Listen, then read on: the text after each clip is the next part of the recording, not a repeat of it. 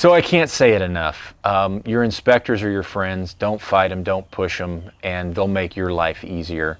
In this house, there's a lot of things that aren't even close to modern building code. And, you know, because we have a good relationship with our inspectors and they know we try to do everything the best we possibly can, we don't try to hide stuff.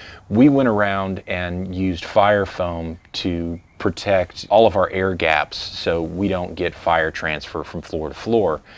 Well, when the inspector came in, he told us, you know, he was so impressed that we had taken that step in this particular project because it's just not something most guys do. So we always try to do everything the best we possibly can.